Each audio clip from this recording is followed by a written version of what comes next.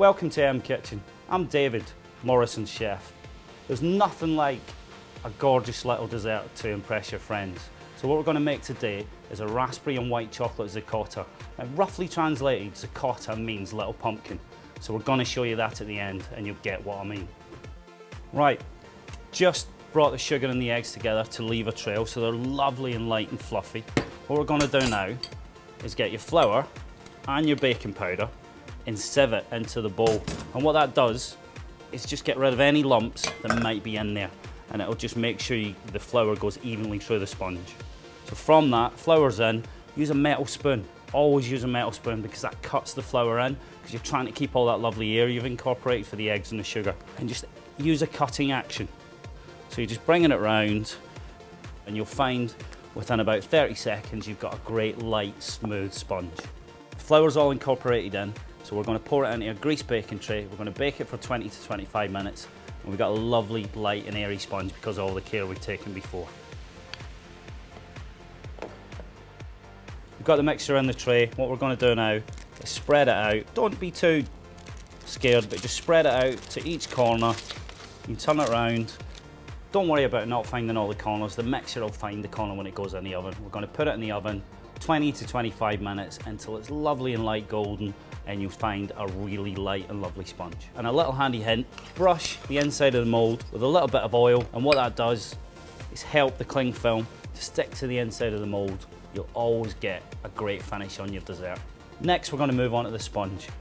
So what we've left it to cool. What we're going to do is get your mould, press down on the right hand side corner, pop it out, and you've got a lovely little disc. We're going to cut that into 3. Then we do the same on the bottom right hand corner.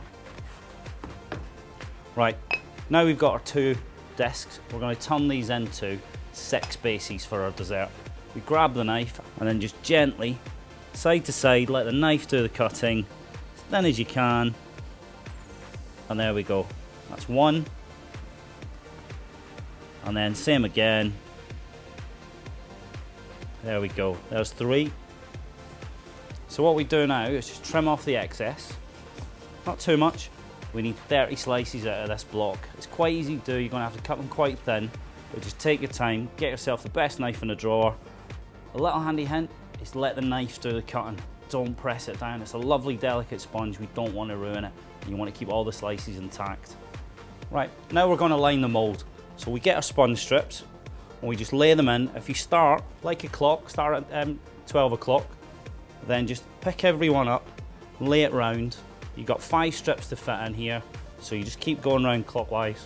We're going to carry on and finish off lining all 6. So what we're doing is we're just brushing the inside of the sponge with some lovely Cointreau syrup, and what this will do is give you it'll moisten the sponge and give you an amazing Cointreau flavour that'll go right the way through the dessert. Now we've done all 6, we're going to pop them in the fridge to chill. What we've got in here is some softly whipped cream, a little bit of icing sugar, some raspberries and some crushed up Crunchie bar. Now you can use any chocolate in this, but the honeycomb and the Crunchie bar just gives it a great texture. So what we're going to do now is get a tablespoon and just slip a heaped tablespoon right into the centre. Probably take about 1.5 to 2 to fill up your moulds, and then you keep going until they're all filled. We grab a little bit of syrup, we just brush it gently on the base.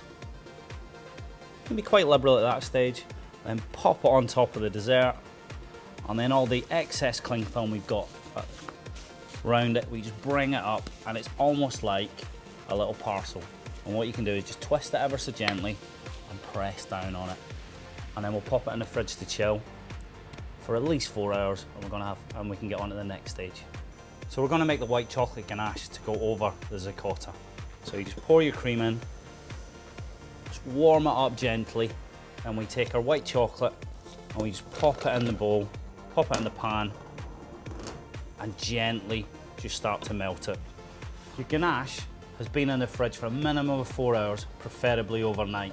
So we bring that out and we demold our zuccottos, removing the cling film, placing them all on a wire tray, that's got a baking tray underneath to catch any excess white chocolate. Pour it over the zuccotto and let it run all the way down, and you've got a beautiful even covering.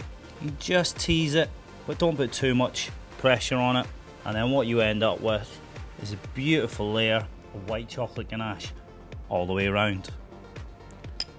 When you've done that, just give it a little tap. Any excess will fall through, and we get our coconut and we just generously sprinkle it all over. And once we've got our coconut on there, we pop it in the fridge to chill again for a minimum of about 3 hours.